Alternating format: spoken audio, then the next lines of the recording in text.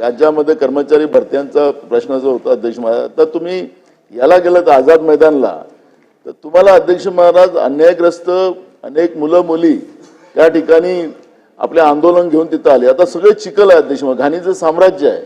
तिथेही उद्या घटना झाली अध्यक्ष महाराज, तोही स्थगन मांडावं लागेल का असं प्रश्न निर्माण होणार आहे. मला सरकारने गांभीर्याने या सगळ्या प्रश्नाकडे लक्ष करावं अशा विनंती आम्हाला करावं लागणार अध्यक्ष महाराज. पण सरकारची भूमिका नेमकी काय हे सरकारने मांडावी अध्यक्ष महाराज, नंतर आम्ही बोलू. अध्यक्ष महाराज आदेश द्या आपण. अध्यक्ष महाराज, स्थगन प्रस्तावाच्या निकषात बसणारा नाही तरी विषयाचे गांभीर्य लक्षात घेता शासनाने निवेदन करावे असे निर्देश देऊन मी सूचनेस अनुमती नाकारित आहे.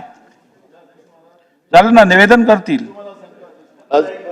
मी तुम्हाला ते सांगतो अध्यक्ष महाराज, परवा तुम्ही जयभीम नगरचं तुम्ही पवईतली घटनेचे आदेश दिले सरकारला. अध्यक्ष महाराज मी काल जाऊन आलो, त्या ठिकाणी लोक अजूनही पाण्यामध्येच आहेत अध्यक्ष महाराज, लहान लहान मागासवर्गीय लोक आहेत. सरकारला थोड्या तरी वेदना आहेत की नाही हा प्रश्न या ठिकाणी निर्माण होतोय अध्यक्ष महाराज. बिल्डरांच्या सोबत राहायचं असेल तर त्यांनी सांगावं आम्हाला बिल्डरांसोबत राहायचं आहे. पण मूळ प्रश्न आहे की मागासवर्गीयांच्या बद्दलचं पवईमध्ये अध्यक्ष महाराज आपण जाऊ, आपण स्वतः जाऊन या अध्यक्ष महाराज, आपल्याला कळेल याचे लहान लहान मुलं बाळ कशा किड्या माकोड्यासारखे जगतात अध्यक्ष महाराज. तेही मुंबई शहरामध्ये आर्थिक राजधानी जगात देशातल्या, तिथं अशी परिस्थिती अध्यक्ष महाराज.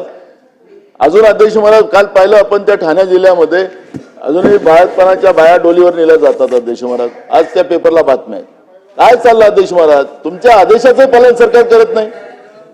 तुमचं आदेशाचं पालन सरकार करत नसेल ही गंभीर बाब आहे. माननीय मजबूत उपमुख्यमंत्री इथं बसलेले आहेत, त्यांनी काहीतरी बोलावं अध्यक्ष महाराज या विषयावर.